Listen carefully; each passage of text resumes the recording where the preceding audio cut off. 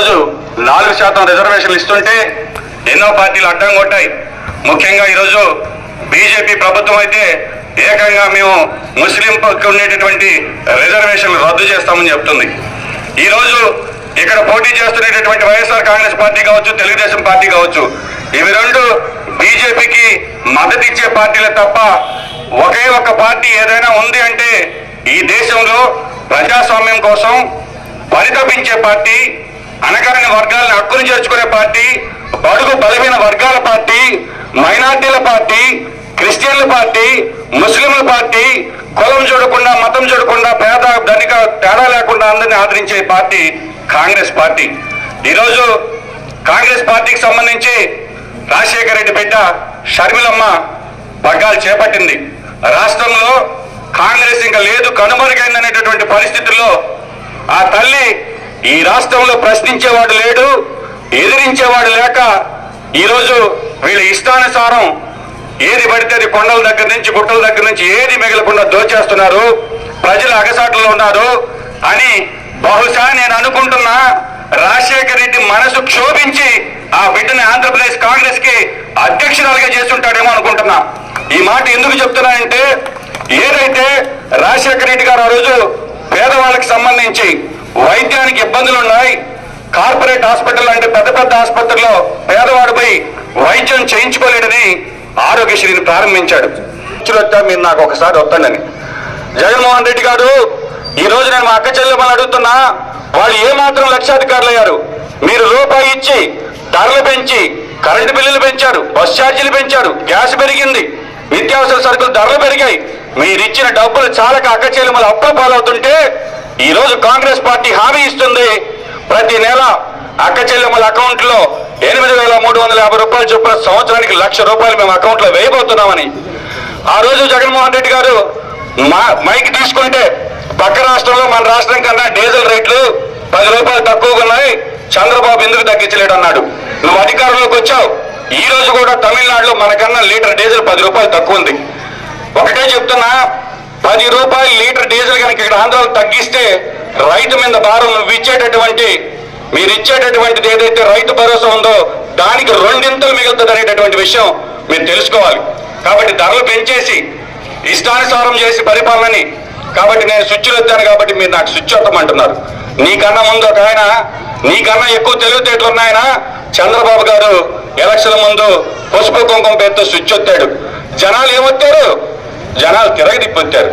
కాబట్టి స్విచ్లు వచ్చినంత మాత్రాన కాదు, ప్రజలకి ఏమి కావాలో ప్రజల సంక్షేమం వాస్తవంగా అవి అర్థం చేసుకోవాలి తప్ప రాజశేఖర రెడ్డి గారు డబ్బులు పంచి దేవుడు కాలేదనే విషయం గుర్తుపెట్టుకోమని జగన్మోహన్ రెడ్డి గారు చెప్తున్నారు. ఎత్తినా కూడా రాజశేఖర రెడ్డి వారసులు అనిపించుకోలేమనేటటువంటి విషయాన్ని గమనించమంటున్నాను. ఈరోజు షర్మిలమ్మ రాష్ట్ర కాంగ్రెస్ పార్టీ పట్టాలు చేపట్టిన తర్వాత ఇండియా అలయన్స్ కూటమిలో భాగంగా కమ్యూనిస్టులతో కలిసి ఈరోజు న్యాయయాత్ర పేరుతో ఆడబిడ్డ రాజశేఖర రెడ్డి గారి బిడ్డ మన ముందుకు వస్తున్నారు. ఆమెను ఆశీర్వదిద్దాం. ఎందుకంటే కానీ దేశ ప్రజల భవిష్యత్తు గురించి కానీ ఆలోచించేటటువంటి పార్టీలు కాదని గుర్తుపెట్టుకోండి. ఇకపోతే జగన్మోహన్ రెడ్డి గారు ప్రత్యేక హోదా ఆంధ్రలో హక్కు అన్నాడు, ప్రత్యేక హోదాని సంజీవన్ అన్నాడు. మీరు నాకు 25 మంది ఎంపీలు ఇస్తే కేంద్రం మెడలు వంచి ప్రత్యేక హోదా తెస్తానన్నాడు. ఏమయ్యాడో కనీసం పార్లమెంట్ లో ఒక ప్లకార్డు కూడా ప్రదర్శించలేకపోయారు మన ఎంపీలంటే మీరు అర్థం చేసుకోవాలి. కాబట్టి ఏదైతే కాంగ్రెస్ పార్టీ ఈరోజు చాలా మంది నన్ను అడిగారు ఇంటర్వ్యూకి వచ్చినప్పుడు, అడ్డగోలుగా విభజించిన కాంగ్రెస్ పార్టీలో మీరు ఎందుకు చేరారని. నేను ఒకటే చెప్తున్నా, ఇద్దరు అన్నదమ్ముల మధ్య తగులు ఉన్నప్పుడు ఒక పెద్ద మనిషి వెళ్ళి ఇంకా కలవడం కుదరదురా, మీరు విడిపోమని విభజిస్తారు. విభజించినప్పుడు ఆస్తుల పంపకాలు కావచ్చు, వీళ్ళకి భవిష్యత్తులో ఏం కావాలన్నీ కూడా న్యాయం చేసేటటువంటి పరిస్థితి. ఆ రోజు కాంగ్రెస్ పార్టీ ఈ ఆంధ్రప్రదేశ్కి సంబంధించి ఏమేమి అవసరమవుతాయో అవన్నీ విభజన చట్టంలో స్పష్టంగా పొందుపరిస్తే గడిచినటువంటి తెలుగుదేశం ప్రభుత్వంలో చంద్రబాబు గారు వచ్చు ఎన్డీఏ కూటమిలో అలయన్స్ లో ఉన్నాడు. ఆ రోజు కూడా కేంద్రంతో పోరాడి ప్రత్యేక హోదా కానీ నిధులు కానీ విభజన హామీలు కానీ సాధించడంలో విఫలమయ్యాడు. జగన్మోహన్ రెడ్డి గారు ఎంపీలు ఇచ్చినా కూడా మాట్లాడలేనటువంటి మనిషి అయ్యాడు. కాబట్టి ఈ రాష్ట్రానికి సంబంధించి ఏదైతే కాంగ్రెస్ పార్టీ విభజించిందో అదే పార్టీ ఈరోజు మీకు హామీల పేరుతో, గ్యారెంటీ పేరుతో మీ ముందుకు వస్తూ ఉంది. ప్రత్యేక హోదా 10 సంవత్సరాల పాటు ఇండియా కూటమి ప్రభుత్వంలోకి రాగానే ఆంధ్రప్రదేశ్కి ఇస్తామని రాహుల్ గాంధీ గారు స్వయంగా ప్రకటించారని తెలియజేస్తున్నా. ప్రత్యేక హోదా వస్తేనే ఈ రాష్ట్రానికి సంబంధించి లోటు బడ్జెట్ ఉండేటటువంటి రాష్ట్రం బాగుపడుతుంది. ఇండస్ట్రీలు వస్తాయి, ఎప్పుడైతే కంపెనీలు వస్తాయో మన బిడ్డలకు ఉద్యోగాలు వస్తాయి. మన బిడ్డలకు ఉద్యోగాలు వస్తేనే మనం బాగుపడము. అది జరగాలంటే కాంగ్రెస్ పార్టీకి మీరు ఆశీర్వదించాలి. అదేవిధంగా ఆ కుర్చీలో కూర్చోబెట్టి ఈరోజు కచ్చీప్ లాగా మన ఖలీల్ బాయ్ని వాడుకుంటున్నారనే విషయం గమనిస్తే సరే, అక్కడ కుదరలా. నెక్స్ట్ మంత్ చంద్రబాబు గారు రెడీగా ఉన్నారు, కోవర్ సీటు బేరం పెట్టాడు. వాళ్ళు 10 రూపాయలు ఇచ్చారు, ఈయన ఇచ్చేశాడు. నేను ఒకటే అడుగుతున్నా, డబ్బే ప్రామాణికమా?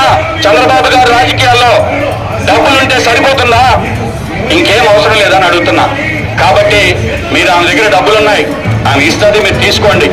అదేవిధంగా ప్రసన్న కుమార్ రెడ్డి గారు ఏదో ఇసుక అది ఇది అమ్ముకొని 10 రూపాయలు ఉన్నాయి, ఆయన ఇస్తాడు, తీసుకోండి. కానీ ఓటు మాత్రం కాంగ్రెస్ పార్టీకి వేయండి. కాంగ్రెస్ పార్టీని ఆశీర్వదించండి. కాంగ్రెస్ పార్టీ ఒకటి పేదల పార్టీ. కాబట్టి ఎందుకంటే ప్రశాంత్ రెడ్డి గారు ఓడిపోయినా కూడా ఏమి ఇబ్బంది లేదు. వాళ్ళ ఆయన ఇంకొక 200 కోట్లు పెట్టిన రాజ్యసభ కొనిచ్చగలడు.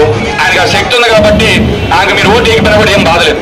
ఈరోజు ఏదైతే కార్యకర్తల కష్టం ఏంటంటే వైఎస్ఆర్ కాంగ్రెస్ పార్టీ కావచ్చు, తెలుగుదేశం పార్టీ కార్యకర్తలకు విలువ లేకుండా, ముఖ్యంగా జగన్మోహన్ రెడ్డి గారు అయితే ఆయన నోటి వెంట 5 సంవత్సరాల కార్యకర్తల పదవి వినలేదంటే ఆయనకు కార్యకర్తల మీద ఎంత గౌరవం ఉందో చూసుకోమంటున్నా. అదేవిధంగా తెలుగుదేశంలో జెండా మోసిన కార్యకర్తల మనోభిప్రాయాలకు భిన్నంగా నేను ఎవరిని పెడితే ఏముంది, డబ్బులు అమ్ముకుంటే ఉంది అనేటటువంటి విధంగా ప్రవర్తించే చంద్రబాబు గారి వీళ్ళిద్దరికీ బుద్ధి చెప్పి కాంగ్రెస్ పార్టీ అభ్యర్థిగా పేదవాడిని, మీలో ఒకరిని, మీ ఇంటి బిడ్డగా మీకు సేవ చేయడానికి ఈరోజు కోవిడ్ నియోజకవర్గానికి వచ్చిన వాడిని నన్ను ఆశీర్వదించమని వేడుకుంటున్నా.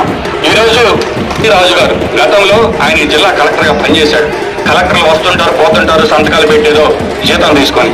కానీ ఆయన అలా ఆలోచించకుండా బడుగు బలిగిన వర్గాలు సంతకం కూడా పెట్టలేకపోతున్నాయని రాత్రి బడిని ప్రారంభించి అక్షరాస్యత ఉద్యమాన్ని చేసి ప్రతి ఒక్కరికి దళిత వాడల్లో, గిరిజన వాడల్లో రాత్రి బడి పెట్టి పుస్తకాలు ఇచ్చి వాలంటీర్లు పెట్టి దాదాపు 18 నెలలు నిర్విరామంగా అక్షరాస్యత ఉద్యమాన్ని చేసి అందరికీ సంతకం పెట్టించినటువంటి వ్యక్తి ఈ జిల్లా కలెక్టర్ గా పనిచేసినటువంటి ఒక బడుగు బలిగిన వర్గాల ఆశా జ్యోతి మన కె రాజు గారు ఈరోజు ఈ నియోజకవర్గం, ఈ పార్లమెంటరీ నియోజకవర్గానికి అభ్యర్థిగా కాంగ్రెస్ పార్టీ నిర్ణయించిందంటేనే మీరు కాంగ్రెస్ పార్టీ సిద్ధాంతాల్ని ఆలకించండి, కాంగ్రెస్ పార్టీని ఆశీర్వదించండి.